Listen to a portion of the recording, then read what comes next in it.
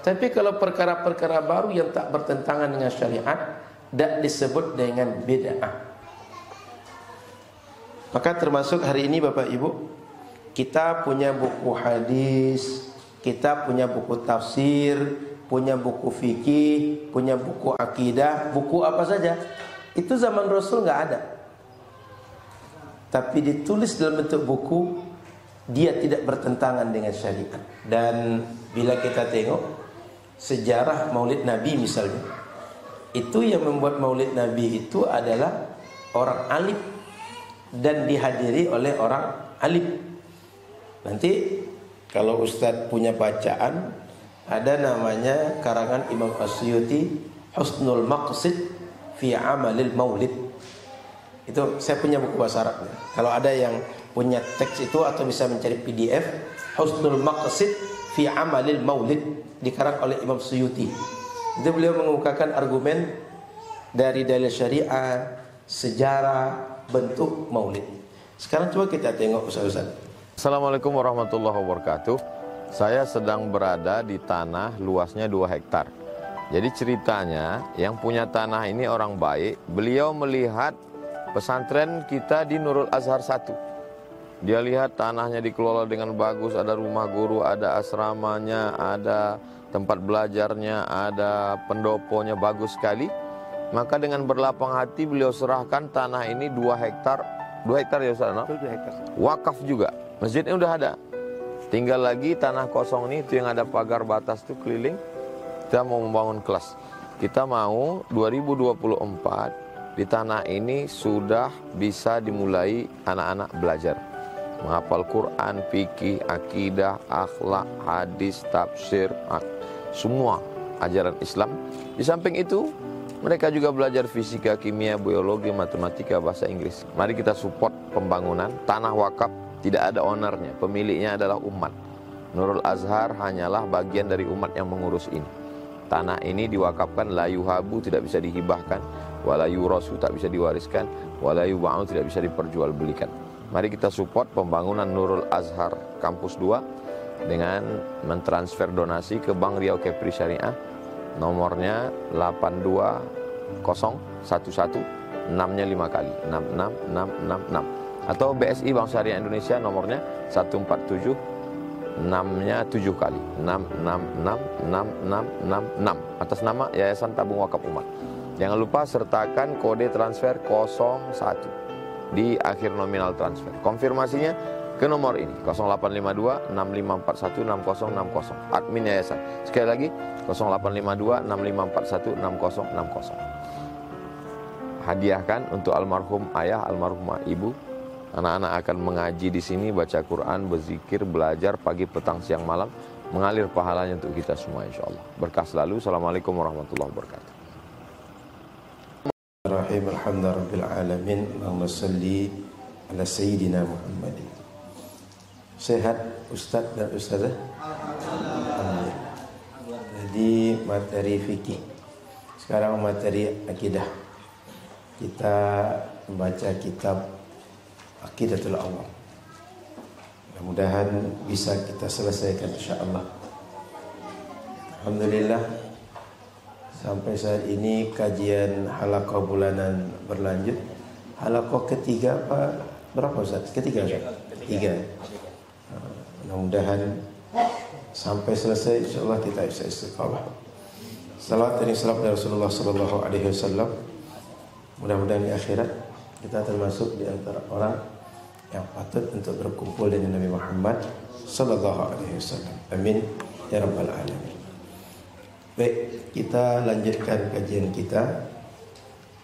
Di pertemuan kedua kita sudah menyelesaikan mukaddimah. Pagi ini kita langsung kepada isi kitab. Halaman berapa? Karena di buku saya agak beda penerbitnya. Wa ba'da fa'lam bi wujubil ma'rifah, itu lagi. Betul, itu lagi. Halaman berapa itu di buku kita? 18. Ya wa'lam bi wujubil ma'rifah min wajibilillah 20 sifah.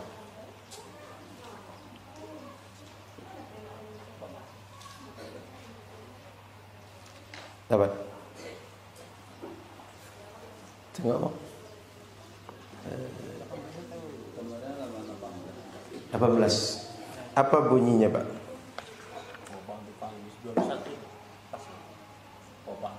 Itu. Kemarin 18 sampai yang mana?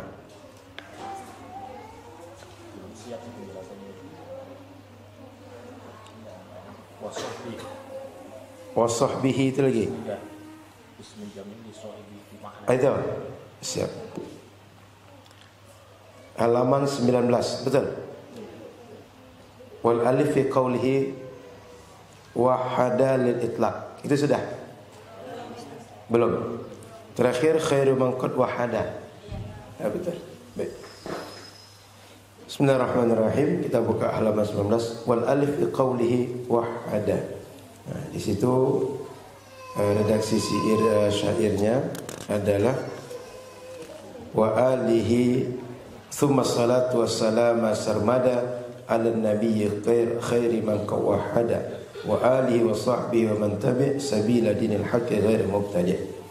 Wal alif fi qawlihi wahada lil itlaq. Maksudnya alif yang pada wahada itu itlaq, sekedar untuk penyebutan, sekedar untuk menyamakan akhir daripada bunyi syair ini. Artinya tanpa alif itu pun dia sudah cukup secara makna, tapi karena ada alif sehingga bunyinya sama. Wassalatu wassalamu sarmada, di ujungnya ala nabi khairi man qad wahada. Kalau tidak ada alif dia tidak wahada. Itu supaya sama ujungnya sehingga indah didengar. Wa alihi. Wa alihi ini bahasa kita dan keluarganya. Keluarga siapa? Keluarga Nabi. Wal muradu bihim fi maqamid du'a kama huna. Yang dimaksudkan dengan alihi di sini ketika kita berdoa adalah kullu mu'minin taqiyyin. Kullu, setiap orang mukmin beriman, taqi yang bertakwa. Lima jaa fil hadis an Anas bin Malik radhiyallahu taala anhu qala su'ila Rasulullah sallallahu alaihi wasallam man alu Muhammad faqala alu Muhammadin kullu taqi. Dalam hadis riwayat di dalam hadis kenapa diartikan bahwa alihi itu kullu mu'min taqi? Ini berdasarkan penjelasan hadis yang diriwayatkan dari sahabat Anas bin Malik. Apa riwayatnya? Kata Sayyidina Anas bin Malik, su'ila Rasulullah sallallahu alaihi wasallam, Nabi ditanya, man alu Muhammad? Siapa yang dimaksud dengan alu Muhammad, keluarga Muhammad? Faqal, maka dijawablah, alu Muhammad kullu taqi. Keluarga Muhammad itu setiap orang yang bertakwa. Rawahu Tabarani fi Mu'jamihil Awsat. Diriwayatkan Imam At-Tabarani dalam Mu'jam Al-Awsat. Karena ada Mu'jam Al-Akbar, ada Mu'jam Al-Asghar. Jadi Al-Awsat 3. Ini dalam kitab Mu'jam Al-Awsat. Jadi poinnya ketika didoakan wa ala alihi. Alihi itu setiap keluarga Nabi SAW yang beriman, yang bertakwa. Kenapa demikian? Keluarga Nabi ini ada yang tak Islam. Kalau kita tengok dari segi nasab, kayak Abu Lahab, Abu Jahal, itu masih keluarga-keluarga Nabi juga. Maka dibatasi keluarga Nabi yang beriman dan keluarga Nabi yang bertakwa. Kalau ada keluarga Nabi yang tak masuk kepada orang beriman bertakwa, tak termasuk kita doakan. Itu maksudnya. Amma fi waqamiz zakah, sementara keluarga Nabi ketika kita menunaikan zakat, siapa sih orang yang berhak menerima zakat dan tak berhak menerima zakat? Faqala al-Imam Malik rahimahullahu taala, hum Banu Hashim faqat. Kata Imam Malik, itu Banu Hashim saja. Maknanya keluarga Nabi yang tak boleh menerima zakat kalau berasal dari Banu Hashim, keturunan Hashim ke bawah.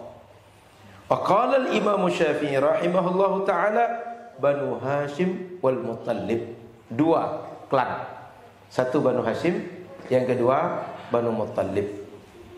Jadi para ustadz, para ustazah di sini dibedakan oleh pensyarah kitab bahwa ketika kita mendoakan keluarga Nabi itu ada dua hal yang perlu diperhatikan.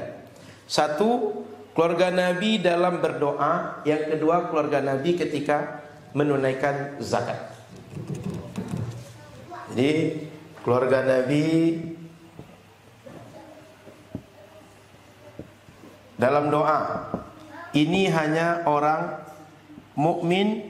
Satu, yang kedua bertakwa. Dalam zakat ada dua persepsi. Satu, Banu Hashim. Yang kedua, Banu Hashim dan Banu Muttalib.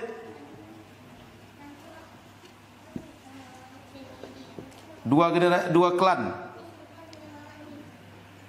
Okay. Jadi ini perlu kita bedakan.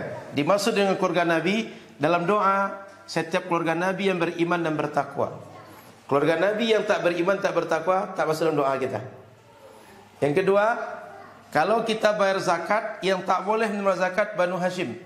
Menurut Imam Malik, menurut Imam Syafi'i, Banu Hashim dan Banu Muttalib. Sehingga generasi mereka ke bawah itu tak boleh menerima zakat. Okay. Wasahbihi. Wasahbihi, kalimat sah itu adalah ismu jam'in li sahib. Sahbun itu isim jamak dari kata-kata sahib. Bimakna sahabi. Maknanya adalah sahabat Nabi. Sehingga ketika disebutkan dengan bentuk jamak, maka yang didoakan sahabat-sahabat Nabi. Siapa yang dimaksud dengan sahabat Nabi? Kalau kita tengok dalam ilmu hadis, banyak makna sahabat Nabi ini. Tetapi ketika dijelaskan di buku kita, diambil satu definisi. Siapa dia? Man ijtama'a bihi ba'dar risalah mu'minan wa mata ala imanihi. Yang disebut dengan sahabat itu yang bergabung bersama Nabi setelah Nabi jadi Rasul, kemudian iman dengan Nabi, sudah itu mati dalam keadaan iman. Ada tiga yang disebut dengan sahabat. Ini sahabat. Mantap gambarnya. Jadi sahabat Nabi itu oleh muallif dibuat ada tiga ketentuan disebut orang sebagai sahabat. Satu, bersama Nabi setelah menjadi Rasul, yaitu setelah usia 40 tahun. Setelah beliau menjadi Nabi dan Rasul, gabung sama Nabi, sejalan dengan Nabi. Lalu ketika bersama Nabi dalam keadaan beriman. Yang ketiga, mati pun dalam keadaan iman. Baru orang itu disebut dengan sahabat. Tiga ketentuannya. Sehingga kalau ada orang bareng dengan Nabi, bersama dengan Nabi, tapi sebelum beliau menjadi Nabi dan Rasul, tak disebut dengan sahabat. Kalau setelah menjadi Nabi dan Rasul, bareng jadi jamaah ngikut Nabi, kemudian dia beriman dan meninggal dalam keadaan iman, baru disebut dengan sahabat. Tiga ketentuan. Karena Nabi ini perlu kita ingat, usia beliau 63 tahun Hijriah.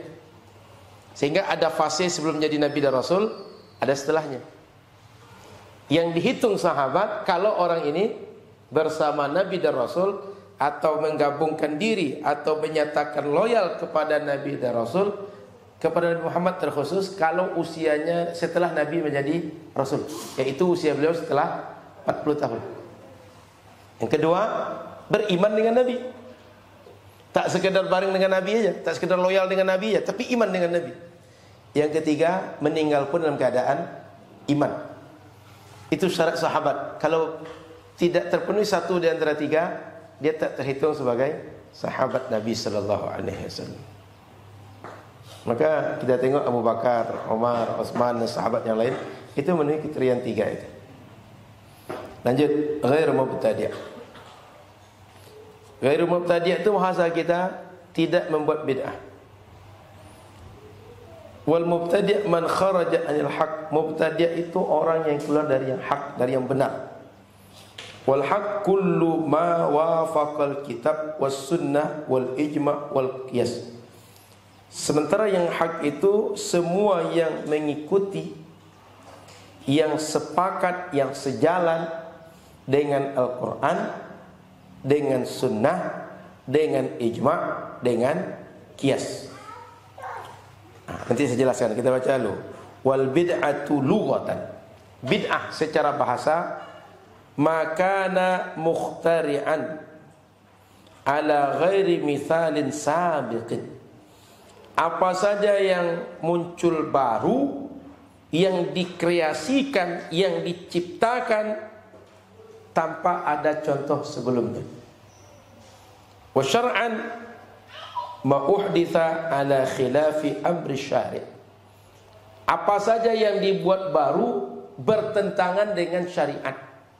Jadi dua kaitnya. Baru, yang kedua bertentangan dengan syariat. Kita jelaskan lebih lanjut. Para ustaz, para ustazah, boleh dihapusnya ya? Okay. Bila kita lalui jalan agama ini atau cara orang beragama ini, anggap ada 2 jalur. Satu jalurnya adalah jalur hak yang benar. Kapan disebut orang ini jalurnya yang hak yang benar? Bila ikut Al-Quran, ikut sunnah, ikut ijma', ikut qiyas. Kalau kita perjelas ini lebih lanjut, Al-Quran kalamullah, sunnah kalam Rasulullah. Ijma', apa dimaksud dengan ijma'? Kesepakatan para ulama terhadap satu masalah, semuanya sepakat dengan satu hukum. Contoh, semua ulama sepakat solat itu wajib. Kenapa perlu ijma'? Ustaz, kan ada dalil Quran, ada dalil sunnah. Kenapa kita perlu ijma' bahwa hukum solat itu wajib? Yang namanya Al-Quran, ayatnya orang sepakat ayat Al-Quran adalah seperti contoh wa aqimis salah. Hadis Nabi, bunyal islamu ala khamsin misalnya. Syahadati an la ilaha illallah wa iqamis salah wa ita'iz zakat dan seterusnya. Sepakat, itu hadisnya. Sepakat, itu ayatnya. Tapi makna dari ayat belum tentu sepakat. Apa makna maksudnya? Ayat ini bermakna wajib atau bermakna sunnah, bermakna mubah, itu boleh jadi ulama tak sepakat.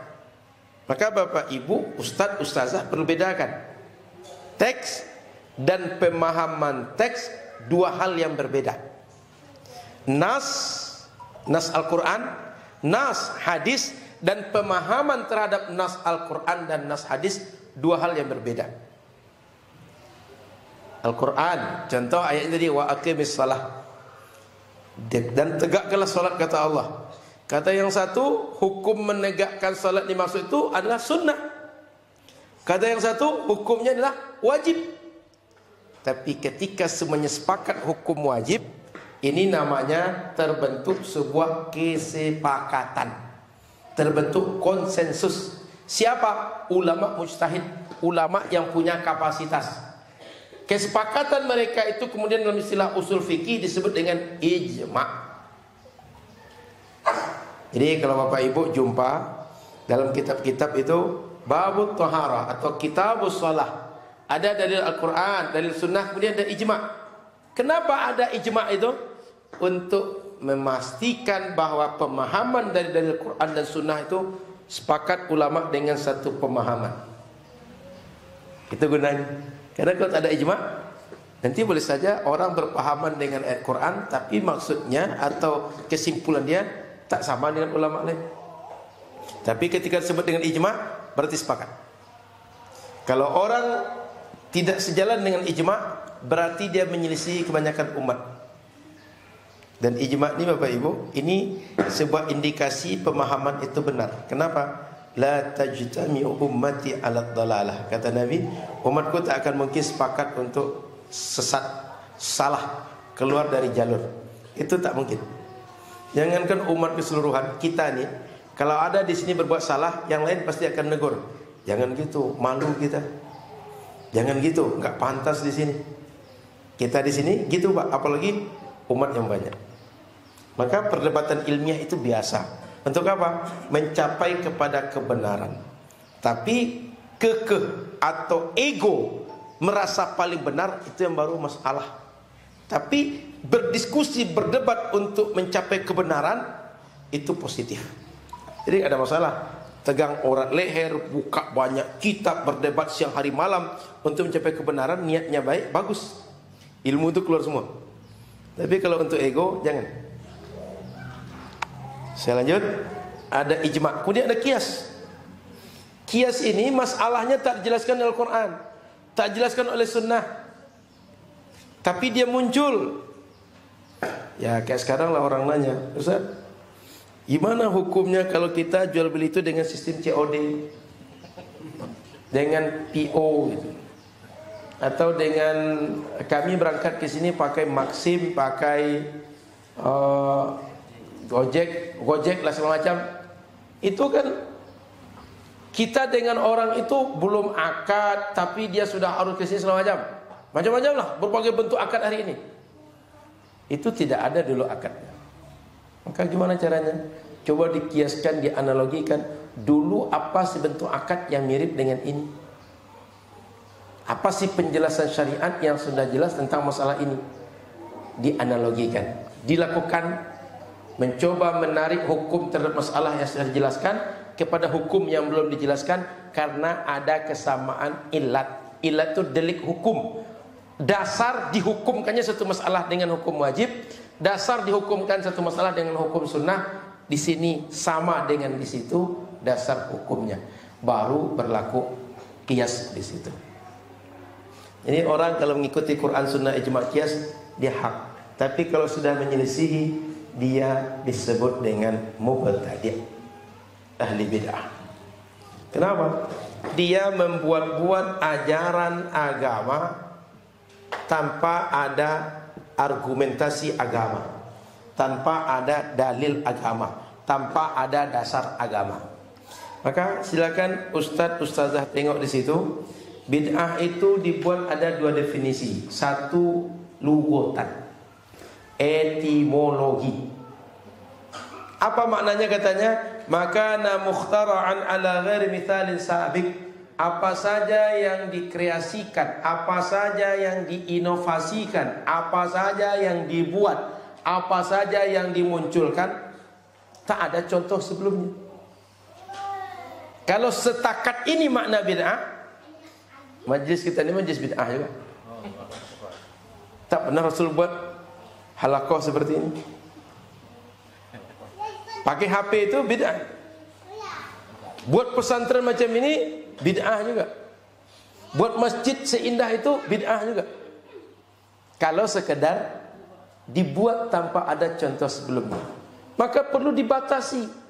Yang diinginkan syariat bid'ah itu apa? Tengok yang di bawah. Ma uhditha ala khilafi amri syari'. Semua perbuatan yang baru dimunculkan bertentangan dengan syariat, itu baru bid'ah. Tapi kalau perkara-perkara baru yang tak bertentangan dengan syariat, tak disebut dengan bid'ah. Maka termasuk hari ini Bapak Ibu, kita punya buku hadis, kita punya buku tafsir, punya buku fikih, punya buku akidah, buku apa saja. Itu zaman Rasul nggak ada. Tapi ditulis dalam bentuk buku, dia tidak bertentangan dengan syariat.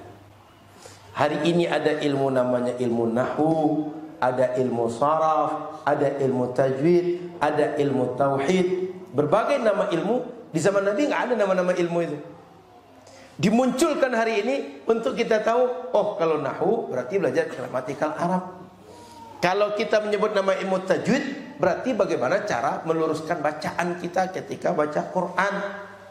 Disebut dengan ilmu mustalah hadis atau ilmu hadis, berarti mengkaji apapun ahwal terkait hadis-hadis Nabi sallallahu alaihi wasallam.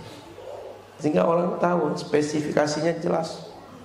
Sama dengan kita hari ini di kampus ada fakultas, ada FKIP, ada fakultas matematika, ada pendidikan matematika. Supaya jelas, ini akan jadi saintis atau akan jadi guru. Itu gunanya dibuat macam-macam ilmu. Termasuk Bapak Ibu yang dirahmati Allah Subhanahu wa taala.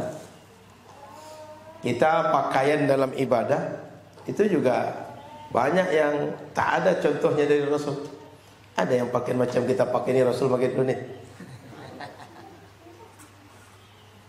Sehingga bukan setiap yang tak dibuat Rasul makna bid'ah itu. Tapi ada dua kaitnya. Dia muncul baru satu, yang kedua bertentangan dengan syariat. Saya ulang. Jadi disebut bid'ah itu ada dua kaitnya. Satu, baru muncul. Yang kedua, bertentangan dengan syariat. Apa saja sistem kehidupan, perbuatan, amaliyah yang dibuat oleh umat Nabi Muhammad, jika terpenuhi dua kriteria ini, baru dia disebut dengan bid'ah. Tapi kalau bermuncul belakangan tidak. Sehingga ulama ahlu sunnah, kalau dihadapkan dengan permasalahan maulid, itu tidak menyebutnya bid'ah. Kenapa? Dia tak bertentangan dengan syariat. Dia betul baru muncul belakangan model seperti kita, tapi tak bertentangan dengan syariat. Nafas bahwa akan ada maulid Nabi, itu Nabi memang sudah membuatnya. Ketika ditanya, Nabi kok puasa setiap hari Senin? Dzaka yaumun wulidtu fihi. Kata Nabi, hari Senin itu hari aku lahir. Sehingga setiap hari Senin mengingat hari lahir beliau, syukur kepada Allah, beliau puasa setiap hari Senin. Cuma kan kita maulidnya enggak dengan puasa kan? Tapi pemikirannya bahwa Nabi melakukan maulid di situ. Beliau mengingat hari lahir beliau.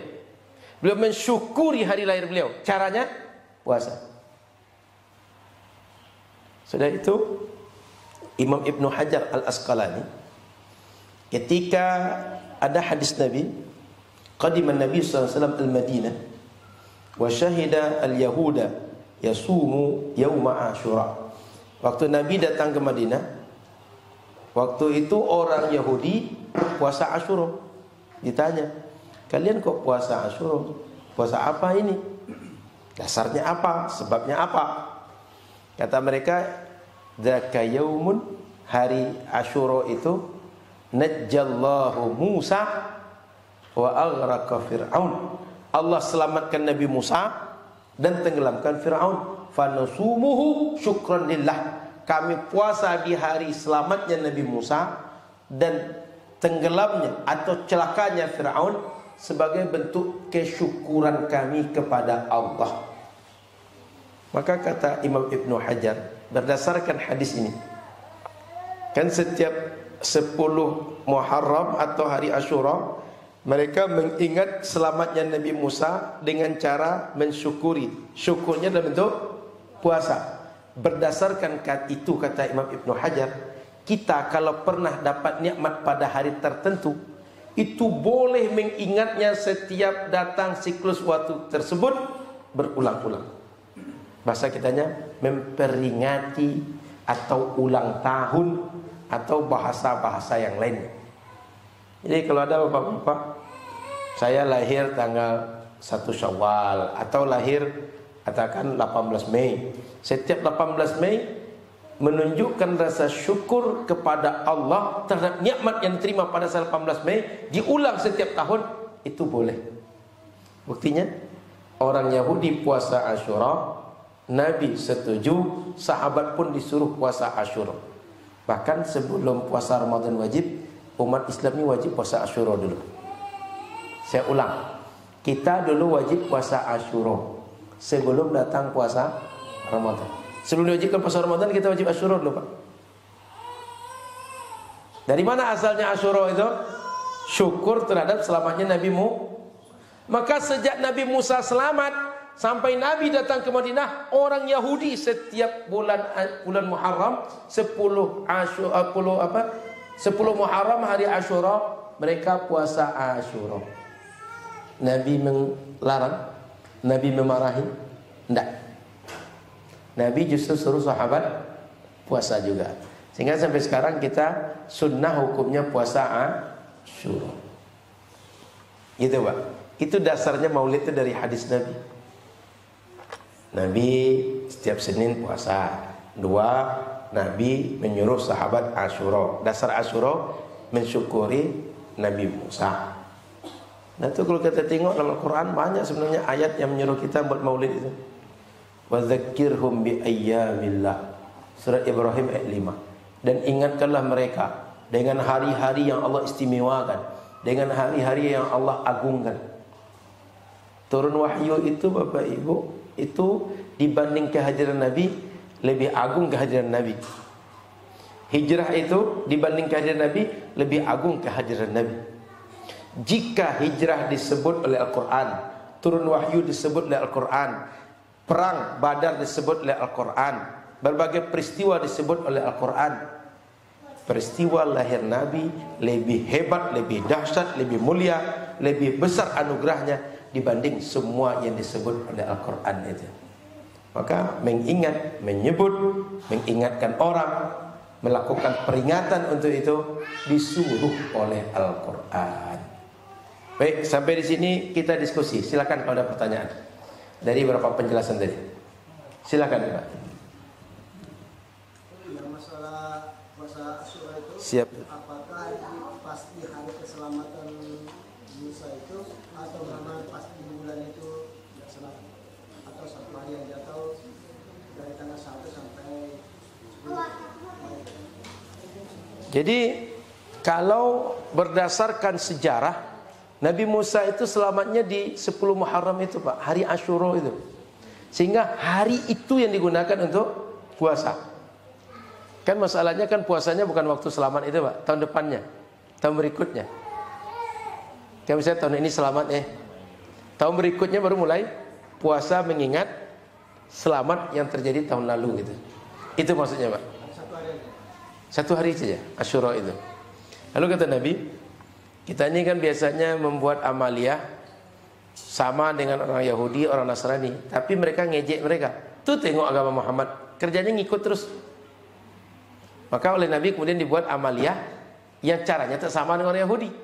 Di antaranya Nabi tengok ke langit berharap Ka'bah itu menjadi kiblat, tidak lagi Al-Aqsa. Kalau Al-Aqsa kata orang Yahudi itu kiblatnya sama dengan kami. Maka Allah pindahkan arah kiblat ke Ka'bah. Sudah itu orang Yahudi puasa 10 Muharram supaya beda dengan orang Yahudi tapi sama-sama puasa. Nabi suruh puasa la asumanna tasya. Sebaiknya puasa juga tanggal 9 Muharram. Gitu Pak. Sunnahnya kalau bisa tidak 10 Muharram saja, sehari dengannya atau sehari setelahnya bersama dengan 10 Muharram itu. Gitu Pak. Ada lagi? Silakan. Masalah puasa. Sedang tadi kan puasa Nabi itu mengingat kelahiran beliau. Ya. Nah kemudian kami pernah dulu melaksanakan seperti Maulid, Isra Mi'raj. Iya. Dijebat oleh masyarakat. Iya. Yang kurang setuju. Katanya kalau memang itu berlaku secara Nabi, katanya apakah kita ini juga berlaku kan itu? Kalau kita lahir misalnya 12 Juni 1994, katakan ulang tahun namanya kan, sama enggak cara memperingatkan kita dengan Nabi itu? Kalau memang itu cara Nabi berpuasa, kenapa kita tak berpuasa? Itu maksudnya kan. Jadi mohon penjelasan. Baik. Pertama poinnya mengingat hari kelahiran, mensyukuri hari kelahiran. Hari besar juga. Sekarang kita ambil mengingat hari kelahiran kita, kemudian tadi hari kelahiran Nabi. Poin penting pemikirannya adalah mensyukuri hari lahir.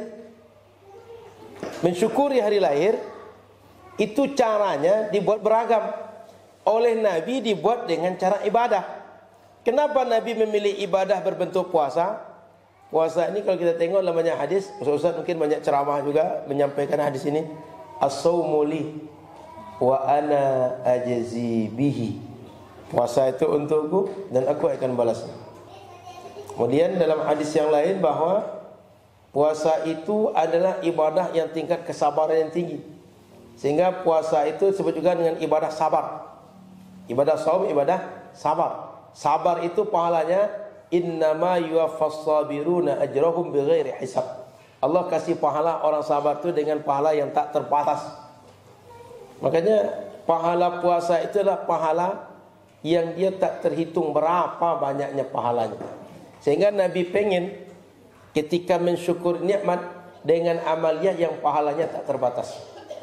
Begitu juga ketika puasa nisfu Sya'ban, saat diperlihatkan catatan amal kita kepada Allah, kalau ditanya hambaku Muhammad sedang apa? Jawabannya sedang ibadah. Apa ibadahnya? Ibadahnya puasa. Sehingga kesannya kan al-umur bi khawatimiha. Kesannya Muhammad itu ibadahnya ibadah yang pahala tak terhingga. Gitu. Jadi pemikiran dasarnya mensyukuri nikmat. Oleh kita hari ini mensyukuri nikmat caranya dengan puasa silahkan. Dengan cara membuat majlis makan-makan silahkan. Majlis makan-makan itu kalau kita terjemahkan ke bentuk ibadah, sebenarnya kan kita ingin sedekah dengan orang. Iya kan? Yang kedua, ingin memberikan suasana waktu itu idkhalus surur, membahagiakan orang lain. Kita bahagia dengan lahir kita. Nikmat Allah yang diberikan sampai saat ini Masya Allah sudah banyak. Sehingga mensyukurinya, kita beli makanan, kita buat orang lain bahagia juga dengan cara makan-makan bersama kita. Kan itu sebenarnya kalau ulang tahun yang kita buat itu. Nah, kalau tiup lilin, itu memang tak ada guna. Itu cuma simbol-simbol yang tak berasal dari kita sebenarnya. Tapi kalau makan-makan, kalau memberikan santunan, kalau misalnya saya ini ulang tahun, saya datanglah ke panti atau undang beberapa orang anak yatim makan bareng, atau hari ini saya keluarkan dana sekian budgetnya, saya ajak orang duafa sekitar kita belanja. Itu kan bentuk ibadah juga, Pak. Mensyukuri dengan cara amaliyah yang baik. Sehingga bentuknya bisa puasa, bentuknya bisa yang lain. Jadi poinnya adalah mensyukuri tadi itu. Sudah itu hari-hari besar Islam. Ini kan seperti dalil tadi, ayat Quran surah Ibrahim tadi itu. Dan bila kita tengok sejarah Maulid Nabi misalnya, itu yang membuat Maulid Nabi itu adalah orang alim dan dihadiri oleh orang alim. Nanti kalau Ustadz punya bacaan, ada namanya karangan Imam Asyuti Husnul Maqsid fi Amalil Maulid. Itu saya punya buku bahasa Arabnya. Kalau ada yang punya teks itu atau bisa mencari PDF, Husnul Maqsid fi Amalil Maulid, dikarang oleh Imam Suyuti. Itu beliau mengemukakan argumen dari dalil syariah, sejarah, bentuk maulid. Sekarang coba kita tengok Ustaz. Kita membuat maulid atau membuat peringatan Isra Mi'raj, peringatan tahun baru Islam. Semua bentuk itu saya yakin acara kita buat sama. Satu, acaranya itu anggap ada MC-nya. Dua, ada tilawahnya. Tiga, sambutan-sambutan. Nah, sambutan ini bisa banyak nanti. Ada ketua panitia, ada pengurus masjid, ada Pak RT-nya, ada Pak RW-nya, ada Pak Lurahnya, ada Pak KUA-nya. Pokoknya semua sambutan lah. Sudah sambutan, pengajian. Sudah pengajian, doa. Ujungnya makan atau snack minimal. Betul? Apapun acara kita buat, maulid namanya, Isra Mi'raj namanya, tahun baru Islam, nuzulul Quran, rata-rata seperti ini. Ada bentuk yang lain di kita. Kalau misalnya mengikut kebiasaan habaib, ini biasanya tambah di sini satu, baca maulid yang dalam bentuk syair dan selawat itu. Selain itu nggak ada. Maulid itu begitu. Nah, bila kita tengok ada makan, ada pengajian. Ini sebenarnya beda kita dengan maulid itu. Waktunya bukan Rabiul Awal saja. Nanti ada makan kita kan? Tadi ada sambutan, ya kan? Ada MC-nya tadi. Ini ada pengajian. Nanti ada doa di ujung. Nah itu makan, sama gitu. Tapi ini kok tidak bid'ah, maulid kok bid'ah. Jika ada 1-2 orang yang salah dalam melaksanakan maulid, contoh pakai organ, berjoget laki-laki perempuan, berdangdut dia dan segala macam, itu jangan maulidnya yang dipukul, tapi oknum yang salahnya yang dihukum. Saya ulang, kalau ada, kan tidak bisa kita tutup mata, ada memang yang salah itu. Kalau ada yang salah membuat maulid, acara maulidnya ada yang salah, itu jangan maulidnya yang disalahkan, orang yang salahnya yang dihukum. Kan tidak adil kalau misalnya datang ke pesantren, sampai di pesantren taruh sendal, pas pulang sendal hilang. Apa itu orang pesantren itu? Pencuri semua. Jangan-jangan yang curi sendal itu bukan orang pesantren. Ada orang nengok-nengok, kayaknya lagi ramai di situ. Saya kalau misalnya orang ramai kan sendal kan banyak ditaruh tuh. Kalau misalnya ke masjid lagi sepi, paling 1-2 sendal yang ada di situ. Kalau orang ramai banyak sendal aja. Tengok sebentar. Nampak yang pas sama dia, diambil. Rupanya yang curi bukan orang pesantren. Pencuri mas sengaja datang sini untuk ngambil. Lalu kita hukum nanti orang pesantren pencuri semuanya. Kira-kira begitu. Kalau ada yang salah dalam maulid, kita akui ada yang salah buat. Sehingga video yang di-share atau di YouTube, di media massa atau media sosial, kita tak nafikan bahwa ada yang salah memang. Maka yang salah itu yang dijadikan sebagai untuk menghukumi seluruh maulid yang dibuat umat Nabi Muhammad sallallahu alaihi wasallam. Gitu lebih kurang, Ustaz. Silakan, ada lagi? Ustazah, silakan.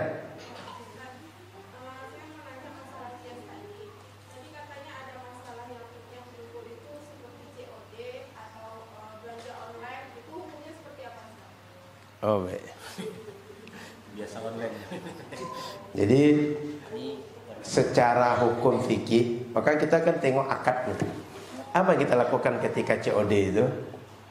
Kalau yang ustazah bayangkan COD itu seperti apa, ustazah? Dari tempat kan? Barangnya kita pesan.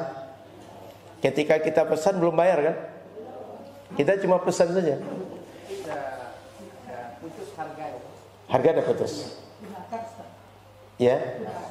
Ya sudah akad di awal ketika kita klik itu, kita isilah form segala macam, itu sudah sudah akad kita di situ. Cuma pembayarannya tangguh. Maka kalau kita tengok dalam fikih, sebenarnya COD itu belum tentu contoh kias. Maksudnya cuma menggambarkan bahwa ada masalah baru, dulu belum ada permasalahan. Oke. Kita coba tengok sedikit Ustazah. Kita tidak membuat keputusan final di sini, tapi sekedar gambaran bagaimana ulama memahaminya. Kita misalnya akad COD. Saat kita buka aplikasi, ya kan? Di situ, oh nampaklah. Katakan buka pesantren nama itunya, nama aplikasinya. Kan ada buka lapak, buka pesantren misalnya. Aplikasi, sampai di aplikasi. Kita tengoklah barang-barang kan, dah nampak cocok. Gamis misalnya, atau ibu beli kosmetik, atau mainan anak, alat dapur, dah cocok. Sehingga terjadilah di situ akad bahwa kita pembeli dengan penjual, ketika itu akad. Tapi pembayarannya dalam jual beli ada 2 karakter pembayaran. Satu tunai, satu tempo atau hutang. Betul? Tunai satu, hutang satu. Kita bayarnya kapan? Ini dia. Betul? Hutang. Kan hutang tuh kan? Saat barang datang baru kita bayar. Kita hutang. Nah, sampai barang di kita bayarlah barang tadi. Yang orang tadi itu barangnya sudah tunai kepada kita. Permasalahannya nanti adalah kalau barang tak sesuai dengan spek gimana? Kalau barang itu di awal tidak boleh dilihat, tidak boleh segala macam, sampai kita nggak sesuai dengan spek. Apa kita lakukan? Kita komplain. Komplain ini bisa jadi diterima, bisa jadi tidak. Di situ berapa permasalahan. Tapi secara prinsip dasar COD itu akadnya antara satu dengan dua ini. Bahwa saat kita akad, kita tak membayar dengan tunai, tapi membayar dengan sistem tempo atau hutang. Secara hukum Islam, membayar itu dengan satu di antara dua ini boleh. Tidak ada masalah kita bayar dengan hutang. Boleh seperti itu. Tapi dengan syarat akad kita ini dengan antara pembeli dengan penjual itu sudah clear. Jelas yang mana satu harga yang dipakai. Harga tunai atau harga hutang. Cara pembayarannya bagaimana itu sudah clear.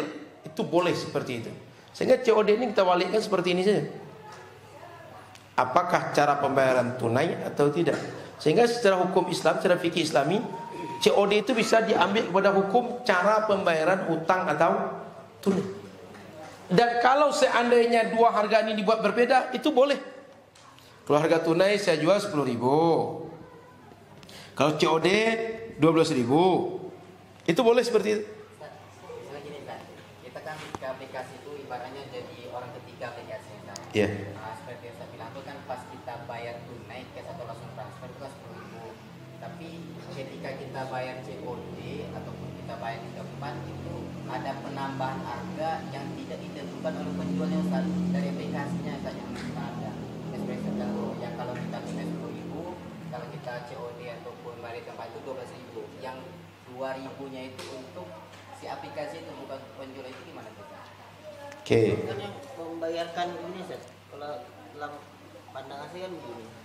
Dalam aplikasi ini kita kan sebenarnya para penjual itu dia kan keuntungannya dengan aplikasi. Ustaz. Tiga sisi. Ya, tiga sisi. Artinya pembeli aplikasi dan penjual. Ya. Kita pembeli ini sebenarnya walaupun COD pandangan saya ya. Kalau COD itu biasanya yang punya aplikasi itu yang sudah membayar kepada yang penjual tadi. Kita kan bayarnya kan ke aplikasi. Aplikasi bukan kepada pembelinya langsung. Bukan. Gitu. Ya. Itu apakah itu termasuk dia riba jatuhnya atau tidak? Itu. Dia ada kemungkinan di sini adalah hutang dibayar dengan hutang. Permasalahannya, aplikasi kepada penjual hutang. Kita kepada penjual, kepada aplikasi hutang. COD itu permasalahan krusialnya di situ. Hutang dengan hutang boleh atau tidak? Kita membeli hutang nih. Kemudian aplikasi kepada penjual hutang juga. Kan hutang diadu dengan hutang. Kalau sempat yang di sini nggak bayar, repot aplikasi. Ya kan? Aplikasi yang ganti ke sini kan? Itu diantaranya. Yang paling krusialnya misalnya di COD itu di sini, hutang dibayar dengan hutang, boleh atau tidak? Itu perdebatan ulama. Nah, tapi kalau ini bentuk jual beli biasa yang ini. Jadi COD tadi Ustazah, kalau kita kaji lebih lanjut seperti sistem barusan, ada aplikasi sebagai perantara, ada penjual penyedia yang banyak tadi itu, ada pembeli yang kita datang tadi itu. Dia tiga sisi sebenarnya. Ada aplikasi, ada penjual, ada pembeli. Aplikasi kepada penjual hutang sifatnya. Dia kan nggak langsung itu tuh, nggak langsung bayar tuh. Dia bayarnya kalau kita sudah bayar, betul? Datang barang ke kita, dibayar oleh aplikasi baru bayar ke sini. Sistem bayar mereka nanti tergantung sepakatan. Contoh, saya letak harga 10.000, saya jual 12.000. Atau saya letak harga 10.000, saya nggak ngambil untung, cuma dengan aplikasi ini dipakai oleh banyak orang, dia punya penghasilan dari situ. Maka COD itu yang paling krusialnya, hutang dibayar, dijual hutang boleh nggak gitu. Itu paling krusial. Tapi kalau bentuk seperti ini tidak repot seperti ini. Ini lumrah jual beli seperti ini. Tapi yang COD itu hutang dihadapi dengan hutang. Boleh Di situ saja. Boleh enggak tuh? Hutang dengan hutang. Sebenarnya kalau prinsip asalnya nggak boleh. Kan sama-sama tidak ada yang mengikat. Tidak ada yang punya komitmen di situ. Yang akan terjadi adalah kalau masing-masing pihak merasa ada kejadian Ustaz, di kos tempat mertua saya di Panam, ada anak-anak pesan COD. Begitu diantar oleh kurir, dia tidak ada di tempat. Kata dia, letak aja dulu di sana. Karena kurir ini percaya dengan anak yang menjemput tadi, diokekanlah kepada aplikasi atau kepada apa istilahnya saya lupa. Yang jelas kalau sudah dia bawa diantar ke orang, tidak dia ambil oleh orang, dia tanggung jawab untuk membayar. Kurirnya yang bayar. Begitu nggak? Ada kejadian itu nggak saudara? Ada kejadian di saya. Kurirnya yang bayar. Itu kasihannya. Orang yang tadi pesan sama sekali nggak ngambil barang itu dan nggak bayar. Kurir tadi kalaulah dia sekedar ngantar, palingnya dapat 5.000 satu kali ngantar misalnya. Tapi gara-gara barang tadi tak dibayar oleh orang yang pesan, dia membayar 95.000. Besar pula rugi, dia untung.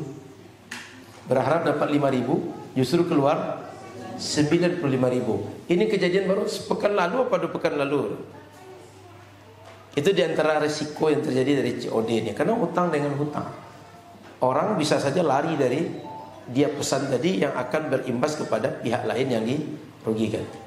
Jadi Ustazah, COD ini sebenarnya sudah ada kajiannya. Tapi permasalahan secara fikihnya adalah hutang dengan hutang itu. Kan sama berhutang keduanya kan?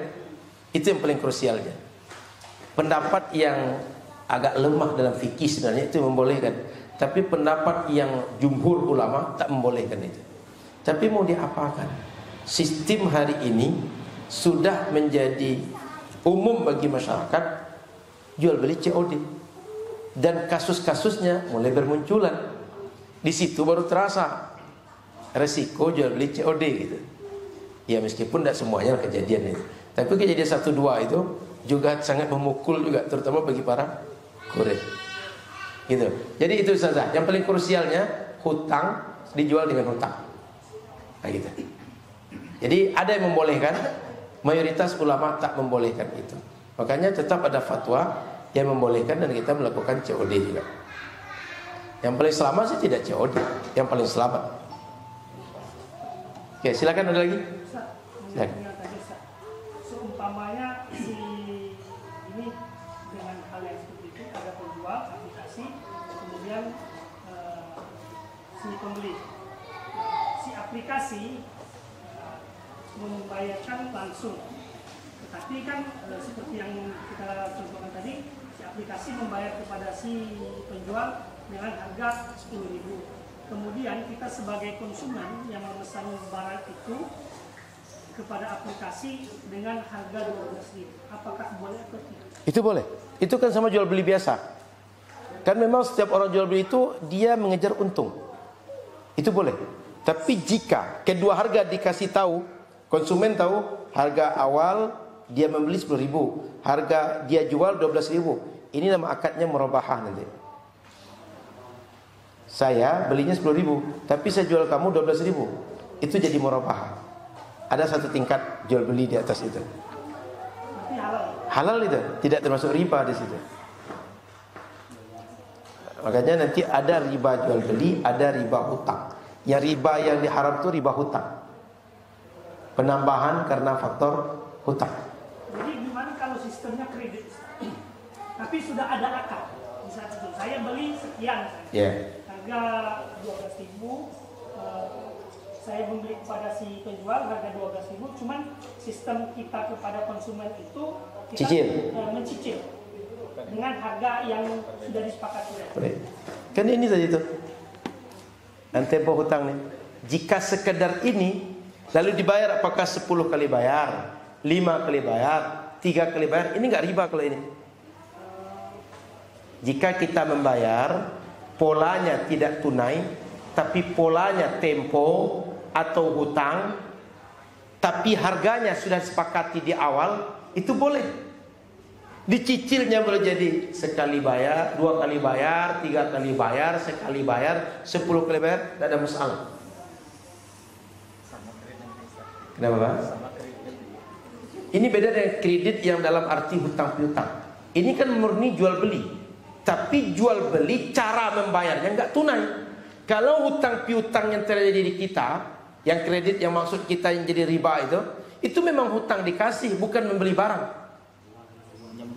Pinjam duit. Nah, sebenarnya secara fikih mesti kita bedakan, nanti ada akad dain, ada akad i'arah. Di kita keduanya sama-sama pinjam. Pinjam barang, pinjam uang, hutang barang, hutang uang. Itu kadang kita tak bisa bedakan. Nah, jadi ini dimaksudkan adalah bila terjadi hutang piutang di antara kita, lalu hutang piutang itu hanya karena tempo waktu. Kalau kamu bayar setahun, bayarnya dari modal hutang tambah 10%. Kalau 22 tahun tambah 12,5%. Kalau 3 tahun tambah 15%. Hanya karena faktor seperti itu saja, itu baru riba jadinya. Hutang piutang. Dan riba itulah yang diharamkan dalam Al-Quran. Gitu. Bukan termasuk ini Ustaz. Pemerintah itu kan Ustaz ada punya program ini untuk membantu UMKM. Ya. Dengan program Dana Kur. Ya. Dana Kur itu kan misalnya kan yang 0,4% dia per tahun bunganya. Apakah ini termasuk riba juga? Sedangkan itu adalah salah satu program pemerintah untuk meningkatkan UMKM. Nah, jadi apakah UMKM yang mengambil itu, misalnya dia ngambil 20 juta, nanti dibalikkan itu menjadi 22 juta misalnya dalam selama hutang yang 3 tahun itu. Apakah ini juga termasuk dalam kategori riba? Sedangkan itu adalah program pemerintah untuk membantu kepada pengusaha-pengusaha kecil. Secara hukum asal ini sama dengan utang piutang, pinjam meminjam kita dengan kita. Sehingga utang piutang itu dia bisa lembaga, bisa orang per orang, dan hukumnya sama. Meskipun lembaga itu dalam fikih saksun i'tibari, dianggap orang juga, karena lembaga atau perusahaan itu nggak mungkin jalankan kecuali oleh orang, kelompok orang, kan gitu. Maka meskipun LKS, lembaga keuangan syariah, atau lembaga keuangan konvensional, namanya bank, namanya koperasi, apalagi yang lain-lain, pokoknya semua nama lembaga, melakukan sistem peminjam, memberikan pinjaman dan pengembalian pinjaman lebih daripada yang dipinjamkan, itu prinsip riba semua. Semuanya prinsip riba semua itu. Namun kalau kita tengok kontemporer, ulama melihat akad kita sebenarnya antara pemerintah dengan penerima kur itu apakah pinjam meminjam atau sebenarnya bentuk akad apa. Di situ akan menentukan dia masuk riba atau tidak. Jadi akad itu akan menentukan nanti apakah murni akadnya hutang atau akadnya ada nama akad yang lain. Maka akan kita hukumi dia riba atau tidak tergantung apa menjadi akad di antara kita. Cuma secara umum akadnya mirip dengan akad hutang piutang yang dia tambahannya bisa dihukumi riba. Secara umum begitu. Kalau nanya itu kan pemerintah, ya pemerintah kan tidak bisa kita sebut pembenaran bahwa dia sesuai dengan syariat. Siap. Kalau bicara negara kita ini, apakah perlu kayak namanya aja, tapi prinsipnya sama juga. Ya, betul. Itu betul. Karena kita tak bisa pungkiri pemegang kebijakan di negara kita orang-orang murni finansial. Artinya murni orang-orang keuangan, bukan orang-orang fikih yang ngerti keuangan. Rata-rata memang orang keuangan yang berusaha memahami bagaimana sih karakter Indonesia, bagaimana sih ekonomi syariah. Rata-rata orang begitu. Sehingga wajar saja kalau ada keputusan-keputusan yang nampaknya offside, atau keputusan-keputusan yang nampaknya secara kasat mata sesuai dengan syariah padahal isinya tidak, itu wajar saja. Kenapa orang-orang ini? Sehingga kita tak perlu jauh ke sana kita kaji, karena hanya membuat sesak dada saja. Tak ada solusi kita, ya kan? Tak ada solusi kita, sesak dada cuma. Nah, cuma bisa ngurut dada aja. Nah, daripada itu mending kita cari yang real, yang jelas-jelas. Sekedar jalan Ustaz Kurniawan. Ada masjid yang dulu rencana mau dibangun itu masih progres kan? Atau masih kosong? Masjid yang mana yang dekat dengan masjid arah ke Ustaz Muhsin ini sana tuh. Itu dulu saya dengar ada rencana bangun masjid. Saya sebelah kiri. Yayasan. Iya. Baru pagar keliling aja. Baru pagar keliling. Insyaallah bulan 7 ini kita mulai. Siap ya. Udah memulai. Fondasi. Insyaallah siap ya haji ini kita. Itu berapa ukuran? Ya, sekitar 20 kali 20. Ya. Tapi kita buat cerita. Enggak. Jadi begini. Kami di yayasan sempat berwacana pelaksanaan wakaf zakat produktif, tapi tanah belum dapat. Rencananya kalau kita dapat tanah, kita buat kandang kambing, lalu nanti ada yang kelola di situ. Dananya satu dari zakat produktif, yang kedua investasi. Investasinya bisa dari wakaf, bisa dari orang per orang. Ini tanahnya mau tanah wakaf atau dibeli? Kalau bisa jangan dibeli tambah modal. Kalau ada tanah wakaf, kalau ada tanah bisa dipinjamkan, saya janji pinjam 10 tahun, pinjam 5 tahun. Sehingga di situ anggaplah setengah hektar, bisa buat kandang kambing di situ. Nanti ada yang sehari-hari ngelola di situ, yang lain tinggal investasi. Di antara manfaatnya ke belakang nanti, kalau sudah jadi barang itu, di sini kalau kita butuh daging untuk santri, tinggal beli kambing, sembelih, simpan dagingnya. Kalau ada akikah, masjidnya sudah ada. Tapi kalau lokasi kambingnya itu aja yang dibangun itu kayak mana kira-kira? Masjid itu sudah ada dan itu sudah diwakafkan ke takmir. Ya, maksud saya kalau belum dibangun, sebelum dibangun, kita buat kandang kambing. Tapi nanti konsekuensinya gini, satu, para mustahik zakat, dana zakatnya langsung investasi ke situ, sehingga dia menerimanya adalah dividen. Yang kedua, dana daripada keuntungan usaha ini mesti kita sisihkan, ada dana sosial, sehingga setiap kali pembagian dividen, contoh untuk bangun masjid, sehingga bangun masjid ini dananya jalan terus. Sudah sekian tahun nanti baru kita bangun masjid itu. Jika sekarang belum ada progres masjidnya. Atau kalau ada tanah lain boleh juga. Kalau ada yang punya tanah lain bisa dipinjamkan. Tapi perjanjian bisa 5 tahun atau 10 tahun. Kita buat program pelaksanaan zakat produktif. Kalau ada sekitar pesantrennya lebih baik lagi, dekat-dekat sini. Insya Allah ada. Kita tinggal kita tembus sama orangnya. Insya Allah ada. Dia ada lokasi sawit. Lokasi sawitnya sekitar kurang lebih 3 hektar. Nggak ada kandang kambing di bawah, tapi nggak jalan. Nggak ada kandang kambing, tapi juga berhasil karena kurang amanah orang yang mengelola. Di sini sekarang ada 5 kesangguan. Bisa lagi diskusi. Boleh, nanti diskusi lah. Jadi nanti orang mustahik sekitar sini, dia ikut program zakat produktif. Dia tinggal terima dividen, apakah setiap bulan, apakah setiap tahun. Nanti gunanya kalau santri di sini butuh daging, kita ambil daging di situ, kita beli. Kita pesantren beli ke sana gitu, ke kandang. Di situ sudah ada kandang petelur langsung Ustaz. Kalau ada yang akikah, kalau ada yang kurban, kita beli ke situ. Sehingga kandang punya untung. Kemudian kalau misalnya santri di sini butuh belajar, dia ada tempat belajar. Kalau masyarakat butuh belajar, bisa belajar. Sehingga ilmunya ini bisa berkembang. Kita buat manajemennya bagus. Bisa ditengok tempatnya nanti. Siap. Baik. Kita balik lagi. Cukup tadi diskusi? Kita lanjut baca kitab. Amin. Ada tadi. Silakan, Bang. Ya, ada saya baca tulisan. Bismillahirrahmanirrahim. Kaidah fikih katanya kan, menghindari mudarat itu lebih didahulukan daripada mengambil manfaat. Gimana penjelasannya? Baik, menghindari mudarat, darul mafasid muqaddamun ala jalbil masalih. Menghindari mudarat lebih didahulukan daripada mengambil maslahat. Ini jika kita dalam satu waktu yang sama tak ada pilihan yang lain. Pilihannya cuma satu di antara dua, mati atau makan yang haram. Contoh orang kelaparan, tak ada pilihan lain. Kalau tidak mati, ya makan haram. Mending selamatkan nyawa atau mati? Maka lakukan yang haram di situ. Itu di antara contoh-contoh kejadian-kejadian. Tidak ada pilihan yang lain dalam satu waktu yang sama. di dalam maulid itu campur baur yang laki perempuan gimana? Pandangan Raja gimana? Campur baur laki perempuan itu kan tinggal kita kondisikan. Ya kan, Yang campur baur di kita itu tidak ada bayangan campur baur yang berdosa di kita, tidak ada.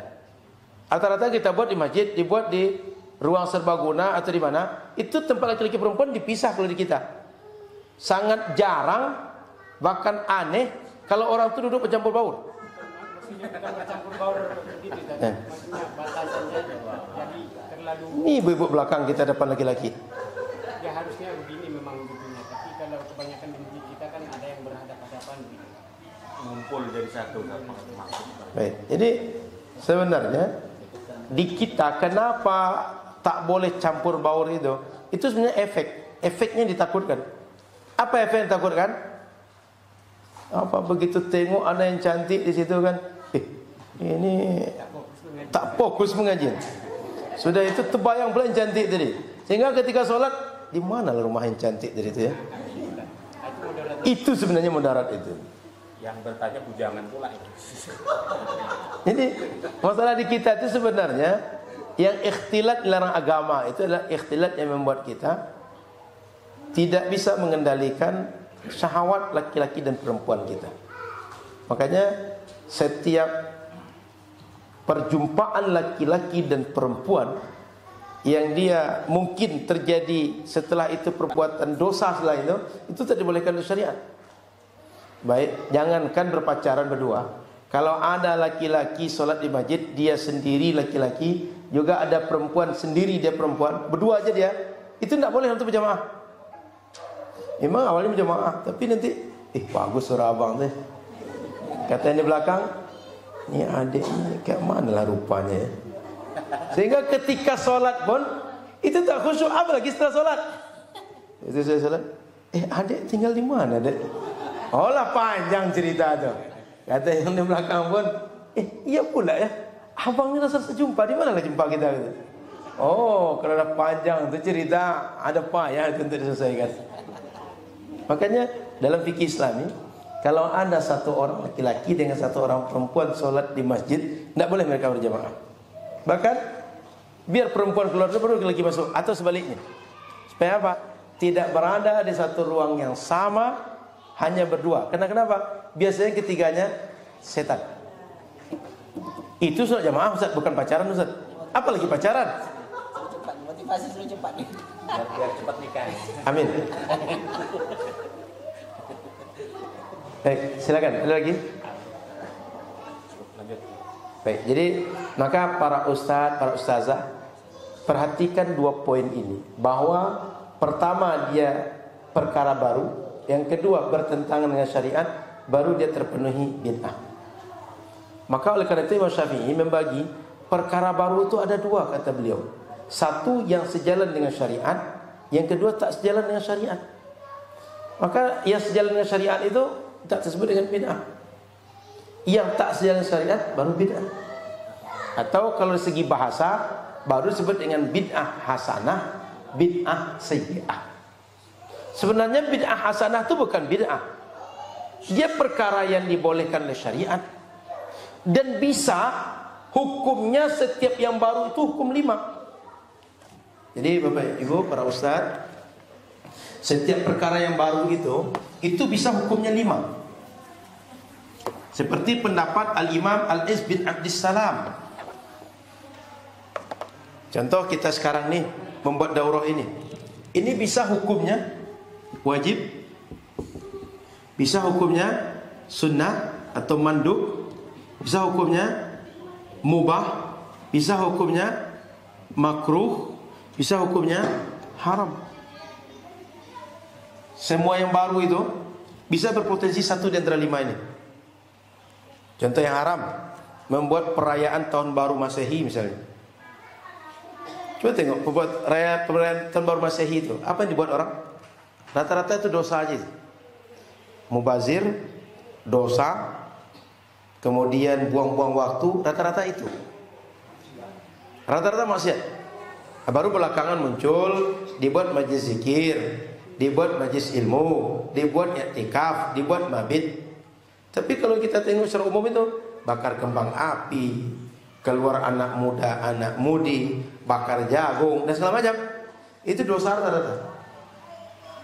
Sudah itu contoh yang wajib, ustaz-ustaz di pinggir Pekanbaru ini kalau misalnya tak bergerak, tak berdakwah, tak mengajar, mungkin orang-orang pinggir Pekanbaru ini 2 tahun 3 tahun ke depan tak ada lagi ke masjid. Itu contoh. Maka wajib ustaz di sini bergerak. Contoh begitu. Kalaulah ada kebatilan di masyarakat, tak ada yang menjawab, tak ada yang menjelaskan, orang nanti akan mengira yang batil itu benar.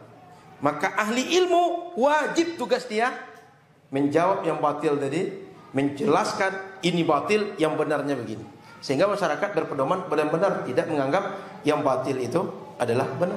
Maka kita melakukan berbagai upaya menghalangi atau menjawab segala yang batil, itu menjadi perkara baru yang wajib. Yang sunnah, contoh, kalaulah kita tidak buat lembaga pendidikan terlembaga seperti pesantren, kemudian madrasah, sekolah, mungkin orang-orang tak akan belajar. Sehingga kalau orang tak belajar, ilmu tak hidup. Kalau ilmu tak hidup, orang tak peduli halal dan haram. Masyarakat kita bergelimang saja perbuatan dia antara yang boleh dan yang tak boleh. Yang mubah contohnya, seperti kita gunakan berbagai alat untuk kemajuan kita, menggunakan aplikasi HP, minum, buat teh, buat kopi biar mudah pakai apa namanya itu? Dah minum teh kopi tadi Ustaz? Sudah kan? Supaya kita dalam acara mudah minum dibuatkan minuman berkemasan, kemudian dituliskan buku supaya mudah untuk merujuk buku dan segala macam.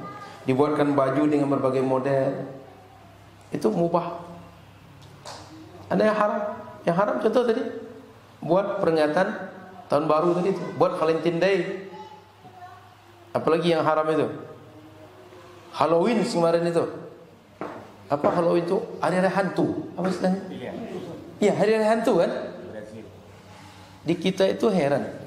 Hantu percaya, dengan hantu takut, tapi kehidupan alam barzakh nggak percaya. Tahu nggak? Nggak percaya dengan hidup alam barzakh ini. Contoh, kan ada orang yang bilang, ngapain kalian datang ke kuburan orang keramat, orang saleh, pada wali, pada ulama itu? Kan kita ketika datang ke kuburan mereka berharap saat berdoa dapat terciprat rahmat yang turun kepada dia, dapat barokah yang turun kepada dia. Kalau kita berdoa dan mendoakan dia, kita berharap dia pun mendoakan kita. Bisa nggak Nabi mendoakan kita? Wali, orang soleh yang sudah mati itu bisa nggak mendoakan kita? Yakin bisa? Kenapa yakin bisa? Ustazah yakin nggak bisa mereka doakan kita? Pertanyaan yang paling mendasar. Orang kalau mati di alam barzakh itu dia hidup atau tidak? Artinya dah mati sekarang nih.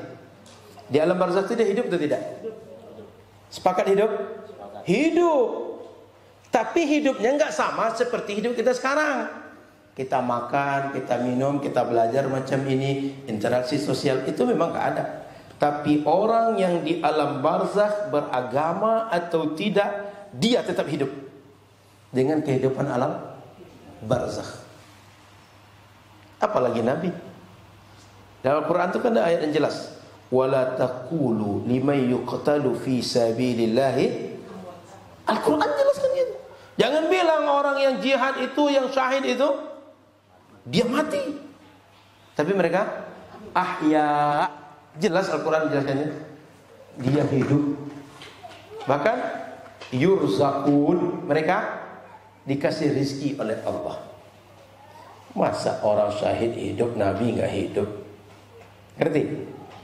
Jadi pemikiran dasarnya, orang kalau sudah meninggal, kehidupan dunia memang selesai. Tapi kehidupan barzakh, mereka hidup dengan kehidupan barzakh itu. Sehingga bisakah Nabi mendoakan kita? Bisa. Bisakah orang saleh yang sudah mati mendoakan kita? Bisa. Makanya dalam surat An-Nisa ayat 64 misalnya, walau annahum idzalamu anfusahum ja'uka fastaghfirullaha wastaghfara lahumur rasul lawajadallaha tawwabar rahima. Umatmu Muhammad ketika mereka berdosa lalu mendatangimu dan beristighfar di sisimu dan engkau pun istighfar untuk dia, Allah pasti ampunkan dia.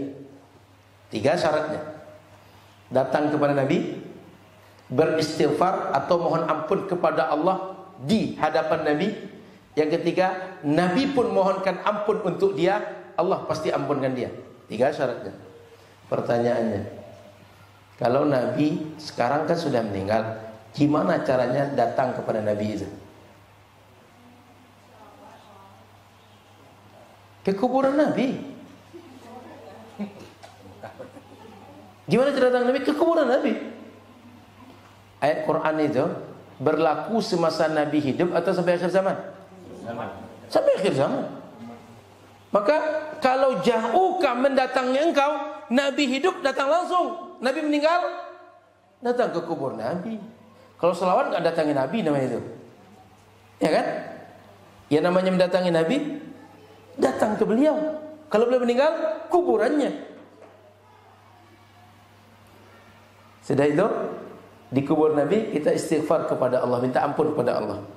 Lalu Nabi pun memohonkan ampun untuk kita. Pasti Allah ampunkan dosa kita. 3 syaratnya. Justru Quran itu nyuruh kita pergi doa di kuburan Nabi. Silakan tengok surah An-Nisa 64. Walau annahum izzalamu anfusahum ja'uka fastaghfirullah. Tengok di situ poinnya. Fastaghfirullah, dia istighfar kepada Allah. Maknanya dia minta ampun kepada Allah. Ingat, umat Islam kalau berdoa, dia berdoa kepada Allah, enggak selainnya.